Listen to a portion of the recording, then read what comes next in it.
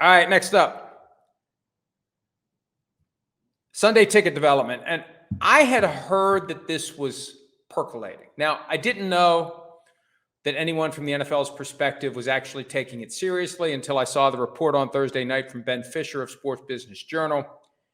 Some owners pondering whether or not some of the $14.1 billion in the Sunday ticket class action lawsuit could be pushed onto the players.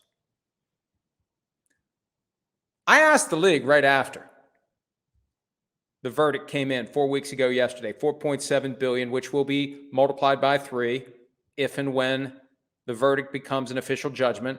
Does this affect a salary cap? And the answer was no. The question is whether or not it affects the cap in the future, because if changes are made to the way Sunday ticket is priced, will it affect the money from YouTube? Will it affect the money from CBS and Fox? If they do it in a way that expands the distribution and viewership of Sunday ticket, will CBS and Fox want to pay less? There is an argument to be made that based upon what the NFL does in response to the verdict, money could go down and that would affect the salary cap in the future. I don't think that's going to happen. I don't think that's going to happen. But even though the NFL told me the salary cap won't be affected by the verdict, some owners are starting to say, And the argument is fairly simple. We did these deals knowing that we were going to share the revenue with the players. It's roughly 50-50. We got the DirecTV deal. We got CBS and Fox deal. And we engineered it so that we'd get maximum money from all 3 entities. And we pushed DirecTV to price Sunday ticket at a number that would cause most of the fans who would otherwise be interested in buying it to say, I'll just watch CBS and Fox. So maximum value there that came in and got split with the players. The players benefited from the antitrust violation. So why shouldn't they have to participate in the consequences arising from the way the NFL went about maximizing the revenue that was shared between the league and the union? There's some basic superficial appeal. It's not fair for the players to basically abscond with the money that was ill-gotten. The money that they got came from an antitrust violation. Why should the league be the only party that has to pay the money back now that the violation has been established?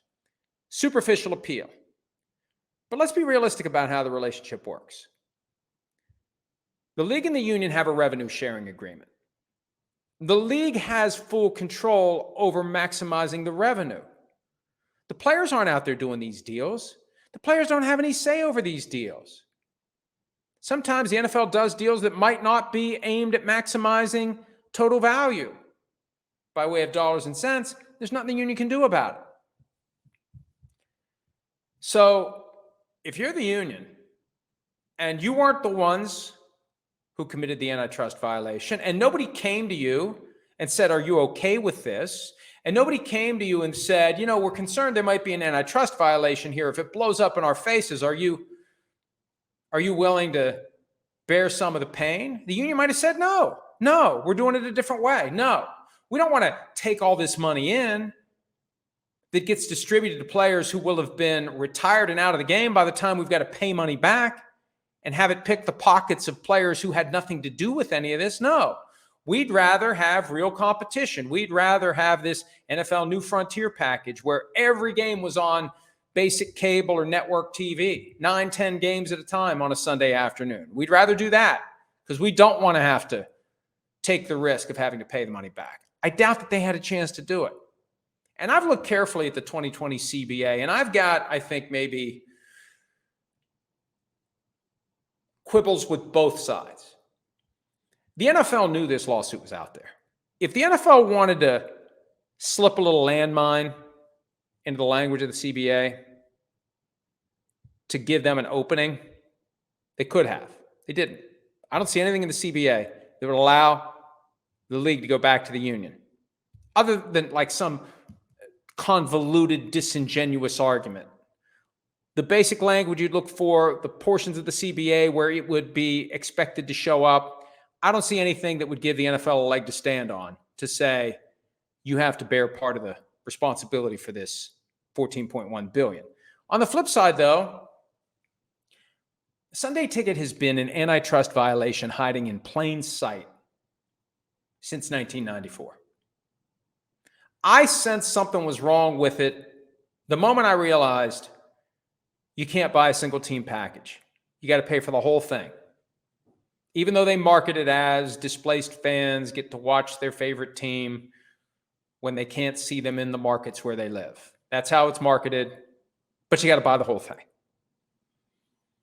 The union could have put language in there to protect it, some sort of indemnity, giving the league the full discretion and autonomy to go out. And I haven't checked the CBA for this, but I don't think it's in there. I might have to go back and recheck, but it would be something along the lines of the league has the power to go out and negotiate and finalize deals aimed at generating the revenue that is shared. But the NFL Players Association is not responsible for anything that might happen in the process of negotiating and executing those deals, up to and including antitrust liability. Now, look, nothing stops the league from trying to squeeze the players to share some of this. And every year the salary cap is negotiated. And if the NFL is going to drive a hard bargain, what can you really do? See, that's the thing. When it comes down to it, if they have to pay, I was talking to somebody this week who said, you know what? Everybody connected to the NFL is going to feel this if the $14.1 billion has to be paid. They're not just going to pull $440 million out of their own couch cushions. They're going to make other people pay.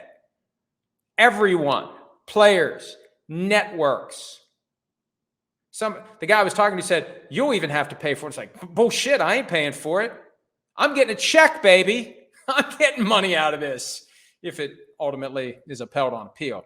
So I'm not surprised that the NFL is kicking this around. And it doesn't hurt to try. You file a grievance. It doesn't cost any money to file the grievance. You got to pay for your lawyers, but I could see him try it.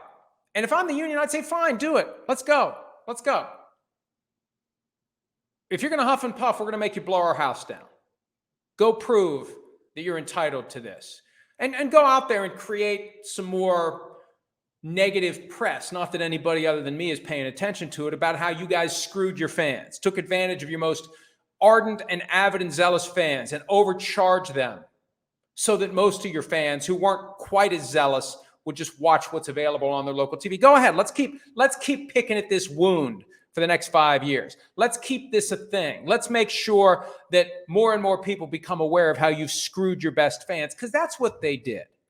And, I haven't gotten a bit of blowback from the NFL about any of the stuff I've said about Sunday Ticket in the last month, and I'm kind of surprised. But you know what? I haven't said anything that's inaccurate. Sunday Ticket was a walking, talking, living, breathing, crapping, puking antitrust violation. And I think they knew it from the get-go. And they got away with it for 30 years. It's a win for the NFL. And I can't think of a good example right now, but there's this thing that we're doing that we're probably not the best. But you know what? Whenever it hits the fan, whatever the punishment is won't be nearly as bad as what it should be. I feel like they accepted 30 years ago they were going down that path. And now the chickens have come home to roost. And they still might win. They still might not have to pay anything. We'll see. Next big event in court, Wednesday, as the judge takes up the NFL's request to throw out the whole case and give the NFL judgment as a matter of law. Hi, it's Mike Florio. Thanks for watching PFT on YouTube. Hit subscribe for the latest news and analysis from Pro Football Talk.